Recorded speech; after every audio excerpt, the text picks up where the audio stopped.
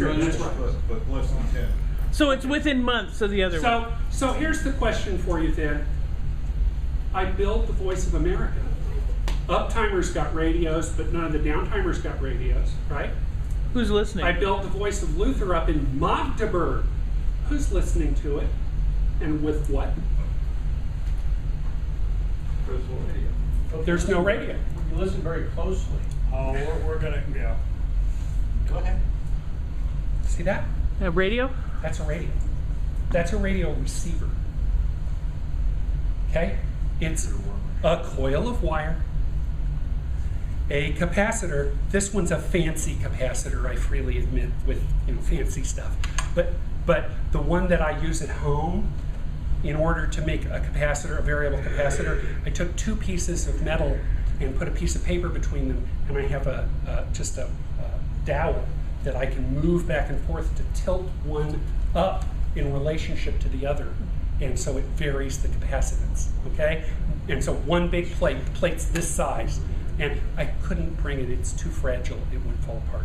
But, so you've got a coil of wire, a capacitor, a diode. That's a diode in our downtime sense is a hunk of lead ore. Galena, lead ore, lead sulfide, is pretty much the best radio crystal you can get.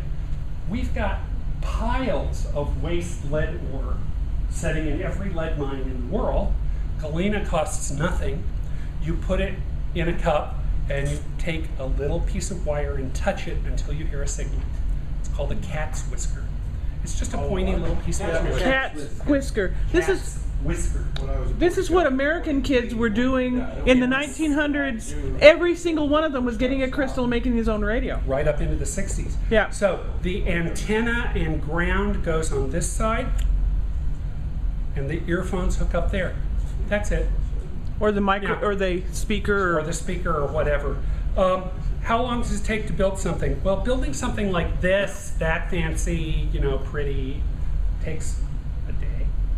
Building something a little cruder that works just fine, hours. In the 1920s, 20s? Yes, that's right. 1920s, the U.S. Department of Agriculture there were AM radio stations popping up that could do market broadcasts, that could do farm reports. Huh? Farm report. Farm reports, that could do home ec training and ideas about new technologies for farming and all of that. Okay, but farmers are poor, and in Conservative. the 20s, farmers were even poorer, right? So what the USDA did was they published a one-page guide how to build a radio. Okay, and they suggested that you purchase an earphone. You can make an earphone. Trust me, it's not that hard, but it takes really fine wire. They suggested you purchase an earphone. But we came up with a better way, because remember, we have uptime technology available to us, right? So we have a character, Dr. Philippe Theophrastus Gribbleflots, if that isn't a name that excites you. But Dr. Gribbleflots used a piezoelectric crystal that it's real easy to make, that kids make for science fairs, 8th graders. And so you take a piezoelectric crystal, you run an electric current through it, it changes its shape. Put that inside a diaphragm, and you get an earphone. And it turns out they work great with crystal radios. You can make one at home using those crystals, which you can science fair crystals, and you can make it with aluminum foil, and it works just fine. So anyway, so how to build a crystal radio, and our handout for next MiniCon is going to be the Voice of America and the Grantville League of Women Voters instructions on how to build a crystal radio. Which the committees of correspondence will, of course, pass around. Right. But in English and French and Italian and German. Yes, right. So anyway, but can you do it? Yes. You need a hollow tube. The traditional tube form, of course, is a toilet paper roll. There aren't a lot of toilet They are a paper little rolls rare. downtime. So what the League of Women Voters did was they took a toilet paper tube and they traced around it on their flyer, and they said, take a heavy piece of paper and wrap it around itself and glue it to itself until you make a tube that's this size. Okay? So on both ends. So the first, it doesn't, but it modifies the dielectric constant, and we're not going to go there. Yes, you can wrap it around a dowel, and we're not going to talk about that because the species of wood matters then. So, See, you're getting and not only that, but it's more fun to have thousands of downtypers making homemade toilet paper tubes. We won't tell you why we have the tubes. Yes, we will. If you Okay. want to have toilet paper, that's another problem. Okay, back to Steve. Back to Steve. One of the things we've been fighting since the early days in the series was refrigeration. We needed refrigeration, compressors, Freon, ammonia is super toxic.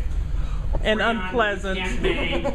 You can certainly do refrigeration with propane, but it's propane, okay? So, and if you want to do refrigeration with propane, it takes compressors and perfect pistons and seals and lubrication. Stainless steel. And if you want to know why this is hard, talk to him and he'll tell you because he wrote the article. So, and he's a refrigeration guy. So, here's the correct answer for our first pass of making downtime refrigeration. Ice. There are a bunch of ways to do this. This is just one technique. And I like it because I'm the no moving parts guy, right? Okay? I mean, you figured that out, haven't you? Okay, so here's a steam ejector nozzle. See that? It blows into this pipe. Steam. And it blows steam, high pressure steam. As this, by the way, I'm sorry, I forgot to tell you. This is the passenger car air conditioning system for the Santa Fe Railroad up until the day they Super discontinued Chief. steam engines. That has to go through the Okay? desert. This is a Went technique through all the way that's through New used for Mexico and into the commercial ice Mojave cream and then went to LA, production, okay? right? This is very real.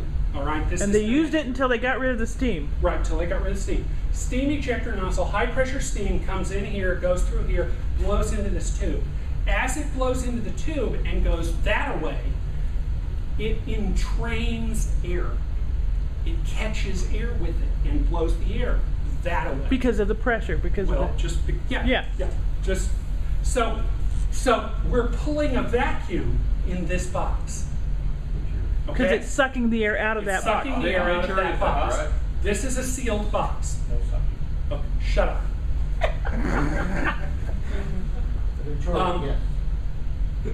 We take salt brine and spray it into the vacuum. The salt brine evaporates in the vacuum. The water boils. What happens as you boil liquids? They cool massively, right? Because the change of state takes pressure, takes heat away.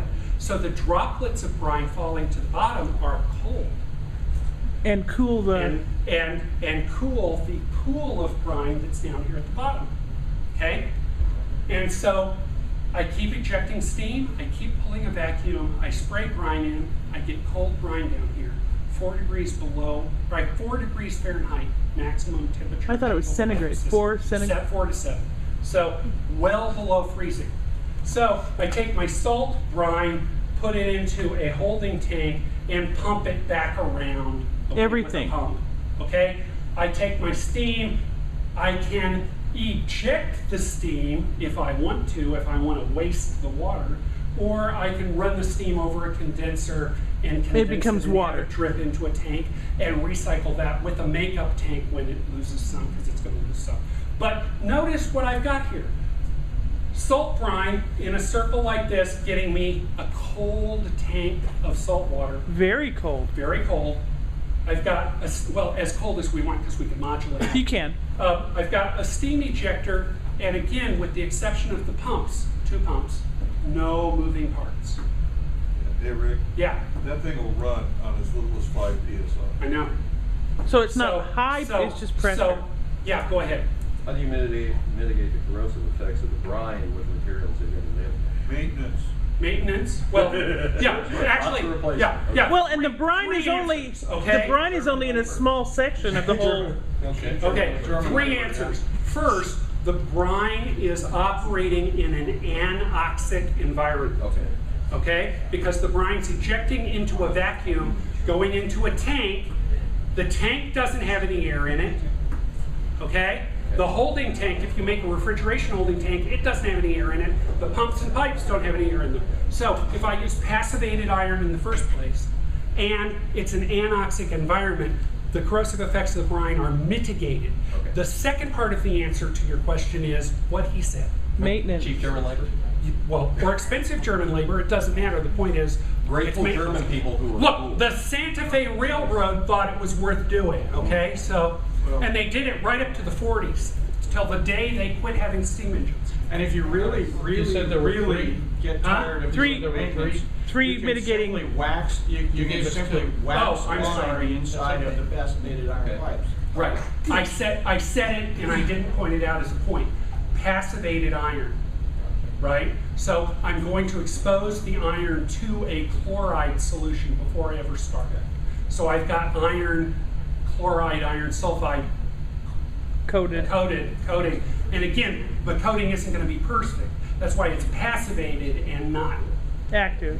you know. Rick, just curiosity. Yeah. Compared to the systems we're more familiar with today, what is the speed of BTU shedding that you can expect in this? How fast big do a you system do we refrigerate? want to make? Well, let me talk about You can make it that. arbitrary. Well, can you, Yeah, it's just a function of your coil size and the bigger coil you put on, the bigger, the other stuff has got to be to meet the coil numbers. Right. So, how big? Maintaining, but all in relation to the same degree of air that you're processing. Yeah. In industry So you today- have to increase the size of the unit, maintain the same volume of air that you're processing, to get a faster heat change. Well, okay, in industry today, this system is used, Ice cream. no, this system is currently used in big factories in places where the temperature outside changes very rapidly. Yep. Like Oklahoma City.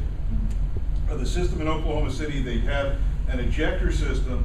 They turn it on, they could drop the temperature in the factory within 10 minutes.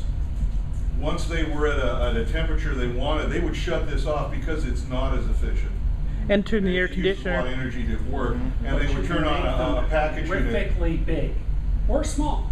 Okay. So This thing is fast. Okay. And I'm gonna talk. We've got some more topics, but I'm gonna toss this over to my co-presenters.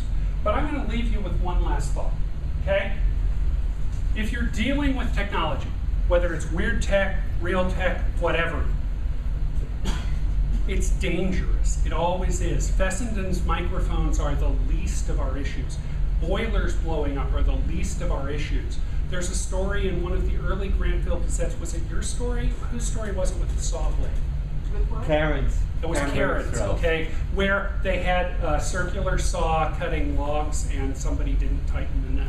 They hadn't put a lockout on the power switch and the saw blade went ripping across the room and went through several. She also had a These drop. things are gonna She also had happen. a drop forge injury. Drop forge There was also injury. the drop Right. forge. So the point, in drop forges, the point is, in the real world, we drive cars, we do all sorts of things that are dangerous.